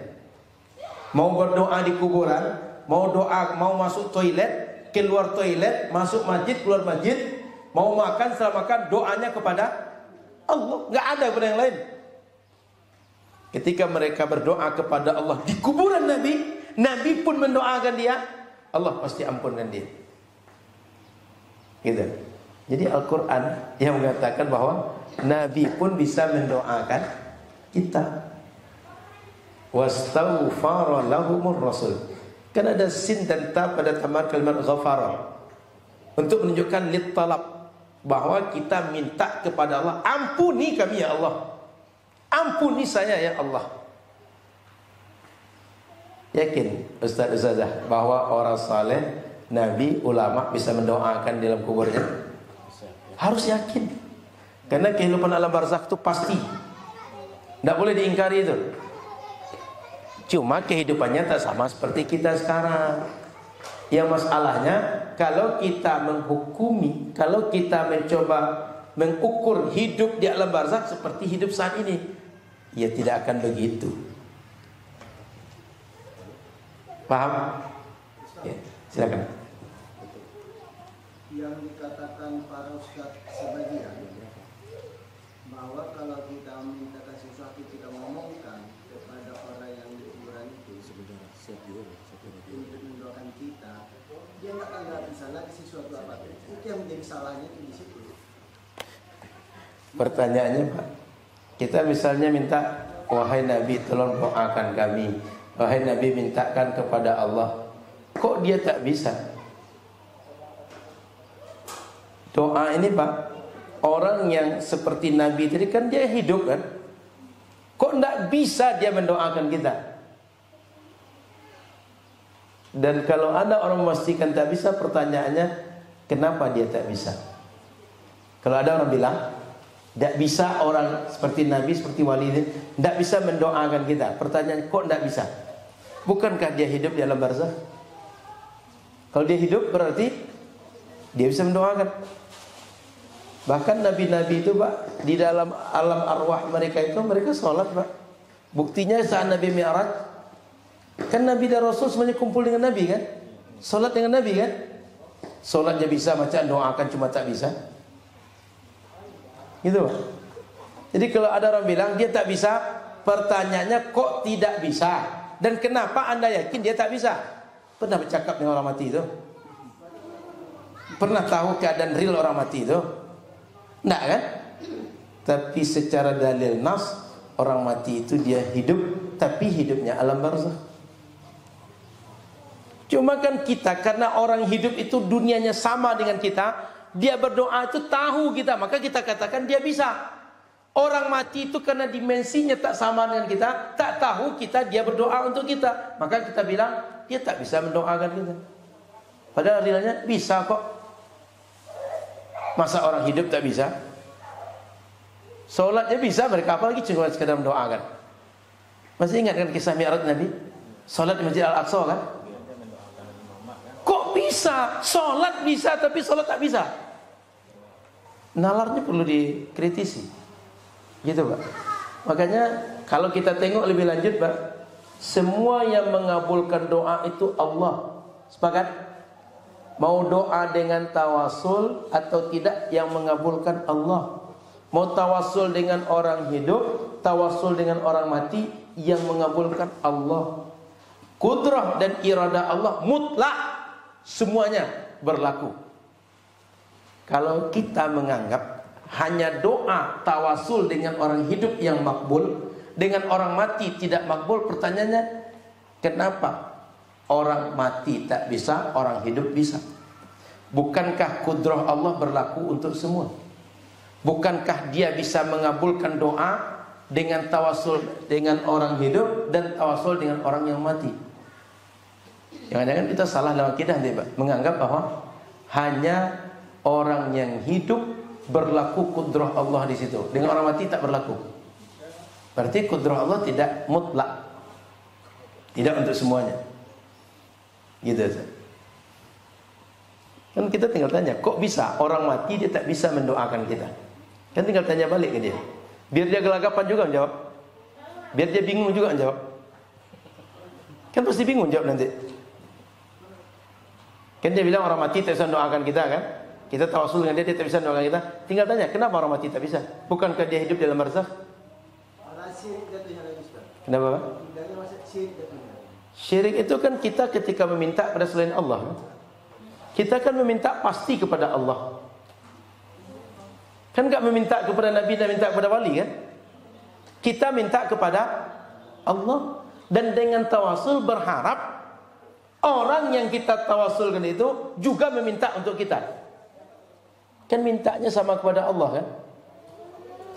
Yang salah itu bila kita meminta kepada selain Allah. Tapi orang tawasul enggak meminta kepada selain Allah. Minta tetap kepada Allah. Contoh real Pak, saya, ini yang mudah-mudah dunia kita administrasi. Ada orang ngajukan proposal ke Yayasan Tawakaf Umat. Katakan ke saya kalau orang kenal, oh saya tahu orang ini, saya bisa ACC proposal dia. Tapi orang yang saya nggak kenal, apa yang dia lakukan? Dia cari Ustadz Al-Nof ini kira-kira kenalnya dengan siapa? Datang dengan orang tadi. Bapak tadi mengajukan proposal tetap ke saya atau ke orang yang Bapak anggap kenal dengan saya tadi? Ke saya kan? Tetap ke saya proposal itu. Tawasul itu, meskipun kita tawasul, mintanya tetap pada Allah, enggak kepada orang mutawassal bihi, enggak kepada orang yang kita jadikan tawasul tadi Pak. Dia salahnya kalau meminta kepada selain Allah, baru syirik jatuhnya. Tapi kita kan tidak meminta kepada selain Allah, meminta tetap kepada Allah. Gitu Pak. Ini sebenarnya kalau diperpanjang agak rumit-rumit sedikit. Ya, rumit ya Pak. Tapi minimal dapatlah gambaran itu. Nalarnya dapat. Insyaallah nalarnya dapat. Sedikit karena Silakan. kalau ayat itu berlaku hanya untuk Nabi, kalau cuma untuk para wali, orang-orang soleh, ini belum kita yakini. Soalnya kalau untuk Nabi mungkin ada khusus dari Allah. Contoh dari Isra Mi'raj, memang Allah itu memperlihatkan langsung kepada Nabi, itu bukan dunia kita, dunia para Nabi kali ini. Kalau itu kita lakukan di tengah-tengah masyarakat, maka umat ini nanti akan berbondong-bondong lagi pergi ke kuburan. Nah, Mana ukurannya sakti yang dianggap soleh, dia akan berbondong-bondong gitu. Dia bertawassul dengan alasannya. Nah, kemudian bagaimana orang soleh itu contohnya tidak diketahui oleh kuburannya. Dia orang soleh tapi tidak diketahui kuburannya. Kemana dia harus mendatangi? Kalau untuk Nabi tadi kan jelas di Mekah beliau kan, nah kita datangi. Nah kemudian kalau di Pariaman Syekh Burhanuddin, nah itu kan dia termasuk orang soleh juga kan, bahkan berbondong-bondong di situ. Nah kemudian yang dipermasalahan begitu. Nah, kalau kita lakukan bagaimana ada orang soleh, contohnya dia jatuh di pesawat, itu kan nggak ada kuburannya, kemana kita?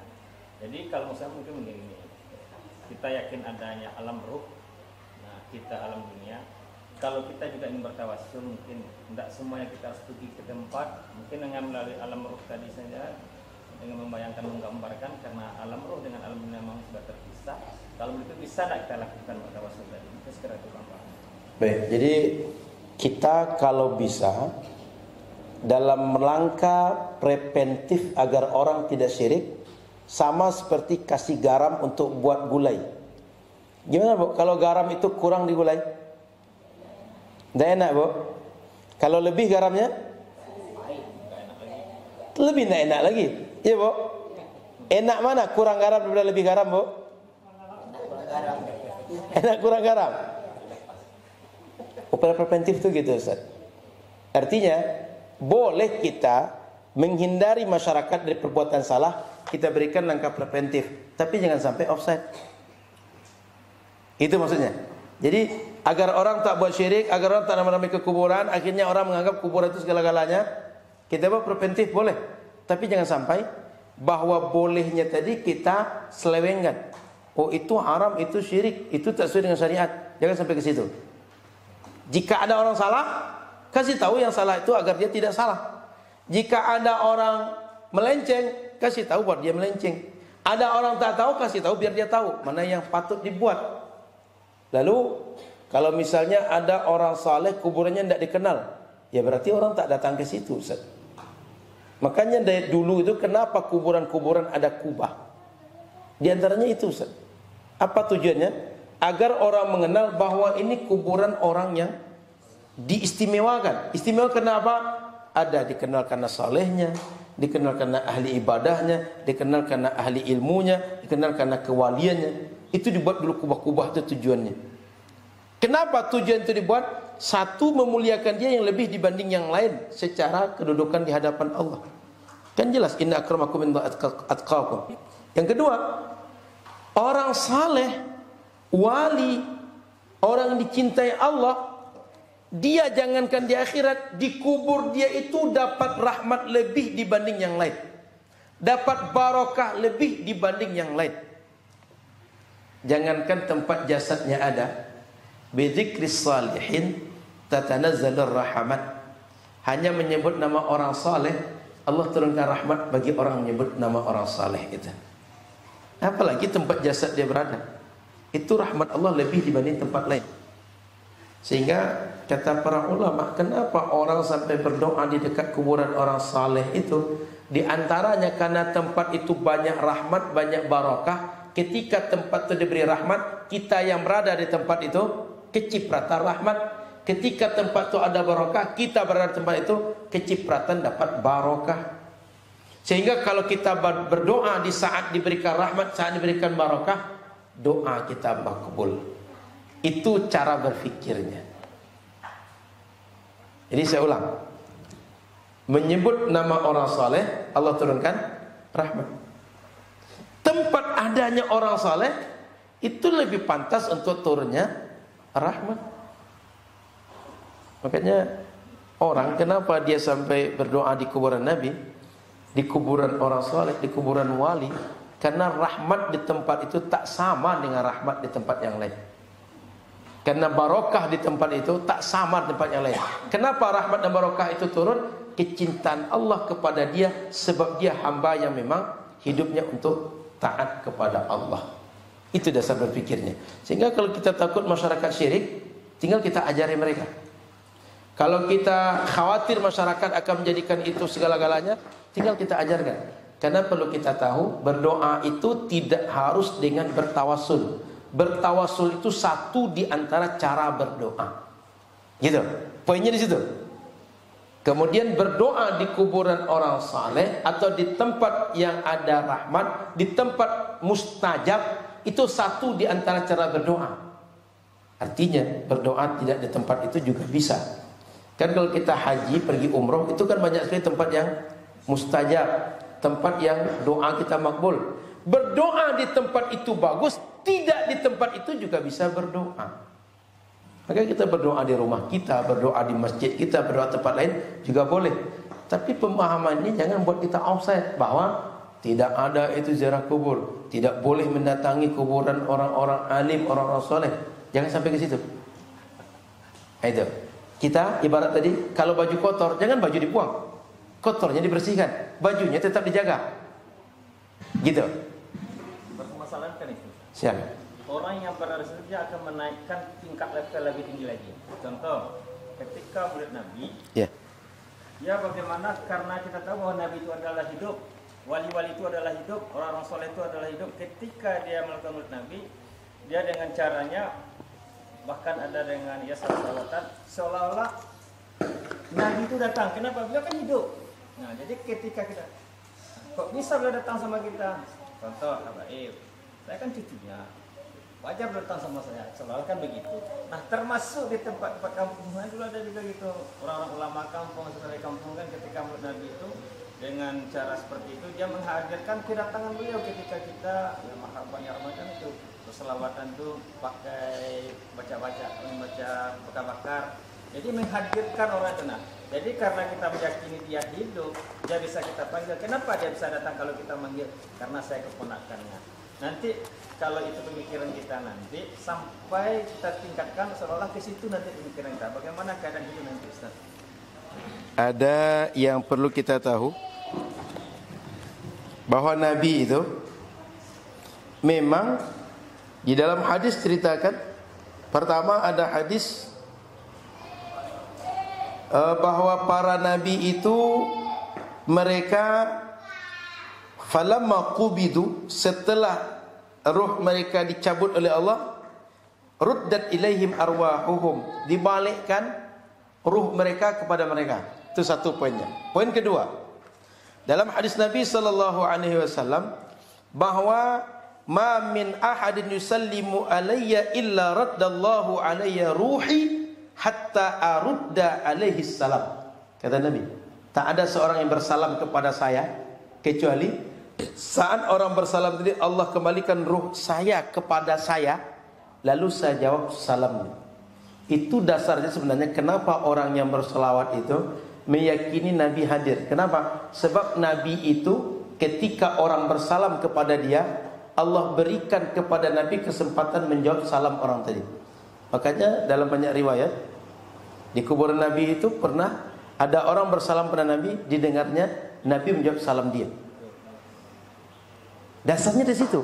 Dalam hadis Nabi bahwa Nabi dikembalikan ruhnya oleh Allah menjawab salam orang yang bersalam kepada dia. Saat kita baca marhaban, saat kita baca berbagai bentuk selawat, itu kan pujian pada Nabi, salam dan selawat kepada Nabi. Maka Nabi bisa menjawabnya. Itu dasar pikirnya disebut Nabi hadir itu. Itu dasarnya itu. Nabi menjawab salam mereka. Jadi dari dasar berpikir hadis. Gitu Ustaz. Ruddat alayya ruhi. Dikembalikan pada saya ruh saya. Nah, cuma berbagai keyakinan melenceng itu tetap perlu kita untuk batasi. Perlu untuk kita ingatkan. Perlu untuk kita luruskan umat. Jadi poin kita Ustaz, tidak semua perbuatan yang menjadi kebiasaan dan kesukaan masyarakat ditolerir. Yang boleh menurut syariat, oke. Yang tak boleh, kita mesti bersikap. Gitu Ustaz. Sepakat Ustaz? Itu. Baik, cukup? Ada lagi? Sampai jam berapa Ustaz? Sekarang dah? Dah jam 12. 5 menit lagi? Baik. Kita cukupkan? Baik, kita cukupkan. InsyaAllah kita sambung di bulan akan datang. Masuk kepada pengkajian sifat Allah, ma'rifatullah. Wa ba'du fa'lam wa ba'du fa'lam biwujubil ma'rifah isrina sifah. Kita lanjutkan nanti insyaAllah di bulan akan datang, bahwa ma'rifat kepada Allah dengan mengenal sifat-sifat Allah ada 20 sifat wajib. ada 20 sifat mustahil, ada 1 sifat jaiz, dan seterusnya. InsyaAllah, mudah-mudahan pelan-pelan selesai juga kitab ini, InsyaAllah. Atau sedikit Ustaz, sampai 12 ini kita baca saja yang syarah di bawah itu, yang syarahnya itu, Asy-Syarhu. Silakan buka Ustaz, sedikit sampai 12, mumpung masih ada 5 menit. Tsumma usalli wa usallimu ala sayyidina Muhammadin afdala jami'il muwahhidin. Kemudian kata muallif setelah tadi baca bismillah, baca alhamdulillah, saya berselawat dan mengucapkan salam kepada Nabi Muhammad sallallahu alaihi wasallam, afdala jami'il muwahhidin, orang terbaik di antara semua orang yang mentauhidkan Allah. Wa ala alihi, dan terhadap keluarganya yang tadi kita sudah kaji, wa sahbihi, dan semua sahabat dia, sahabat yang kita sebut tadi, wa man tabi'ahum fi sabili dinil haqqi bi ihsani ila yaumiddin, dan siapa saja yang mengikuti mereka itu Nabi, keluarga Nabi, sahabat Nabi, sabila dinil haqq, jalur atau jalan agama yang benar ini, bi ihsan, dengan cara yang ihsan sampai hari kiamat nanti, sehingga semua orang mengikut Nabi dapat doa setiap orang berselawat. Amalan bima ruwiya anhu, kenapa berselawat kepada Nabi? Ini beramal dengan hadis yang diriwayatkan dari Nabi sallallahu alaihi wasallam. Apa hadisnya? Kullu amri dhibalin la yubda bihamdillahi wassalati alayya fahuwa aqta abtar mamhukun min kulli barakah. Setiap apa saja yang baik kita buat, tidak dimulai dengan alhamdulillah dan selawat kepada Nabi, maka perbuatan baik itu terputus, terpotong, mamhukun min kulli barakah, terlepas, tidak terhubung, terhapus dari semua keberkahan. Rawahu Abdul Qadir Ar-Rahawi fil Arba'in. Qala Haythami sanaduhu dha'if lakinnahu fil fadail wa hiya yu'malu fiha bid-dha'ifi bi syurutihi. Kata ulama hadis, hadis yang ini dhaif, tapi ini karena masalah fadailul a'mal boleh diamalkan dengan syarat-syarat mengamalkan hadis dhaif pada ranah fadailul a'mal. Para ustaz, para umi perlu tahu bahwa hadis nilai hasan, dinilai sahih, dinilai dhaif itu ijtihad ulama hadis. Hadis Nabi itu pada prinsip sebenarnya sahih, tapi sampai ke kita karena diriwayatkan dari orang ke orang, itu bisa kedudukannya turun dari sahih kepada hasan kepada dhaif karena kualitas orang yang menyampaikannya dan berbagai sifat yang meliputi orang yang menyampaikan hadis. Bukan hadis yang bermasalah, penyampai hadisnya, sehingga derajat hadis nanti banyak. Faidah. Ini faidah ini biasanya sebuah tambahan ilmu yang terkait dengan bab pembahasan kita. Dia bukan bab itu, tapi sayang kalau tidak kita bahas itu. Ilmu yang sifatnya include lah kalau bahasa kita sekarang. Qala al-Imam Syafi'i rahimahullahu ta'ala, berkata Imam Syafi'i semoga Allah rahmati beliau, uhibbu ayyaqaddimul mar'u baina yaday khutbatihi wa kulli amrin talabahu hamdallahi ta'ala wa thanaa'a alaihi subhanahu wa ta'ala wa salata ala rasulillah. Kata Imam Syafi'i, aku suka, aku senang ayyuqaddimal mar'u, seseorang mendahulukan ma baina yaday khutbatihi, sebelum dia membuka muqaddimah, pendahuluan buku yang dia tulis atau setiap perkara baik apa saja yang dia upayakan, diawali dengan hamdulillah dan memuji, bersyukur kepada Allah dan memuji Allah Subhanahu wa taala, wassalatu ala rasulillah, dan selawat kepada Rasulullah sallallahu alaihi wasallam. Jadi kata Imam Syafi'i, kalau kita nulis buku, sebaiknya sebelum memulai pengantarnya, pendahuluannya, bukalah dengan alhamdulillah dan selawat. Karena bismillah sudah ada tuntutan hadisnya. Sehingga saya akan mengatakan, bukalah dengan bismillah, lanjut alhamdulillah, lalu teruskan dengan selawat. Baru masuk pembukaan buku, baru isi buku. Kira-kira begitu. Begitu juga perbuatan baik yang lain. Maka ketika kita nanti kurban, ustaz-ustaz, itu bagus dibaca Allahu Akbar, sudah itu baca selawat kepada Rasulullah, baru kita goroh sembelih hewan yang kita jadikan hewan kurban itu. Bagus begitu. Atau diiringi dengan selawat, bagus juga. Saya kira itu. InsyaAllah ke depan kita langsung masuk kepada ma'rifatullah dalam pembahasan sifat 20, sifat wajib bagi Allah, insyaallah. Terima kasih semuanya Ustaz, Ustazah. Mudah-mudahan manfaat. Mudah-mudahan kita bisa istiqomah. Alon-alon yang penting kelakon kan. Tak apa-apa, pelan-pelan, dikit-dikit. Tapi mudah-mudahan setiap berjumpa ada tambah faedah. Setiap berjumpa ada tambah wawasan. Setiap berjumpa ada tambah ilmu, insyaallah. Subhanakallah bihamdika, asyhadu an la ilaha illa anta, astaghfiruka wa atubu ilaika. Assalamualaikum warahmatullahi wabarakatuh.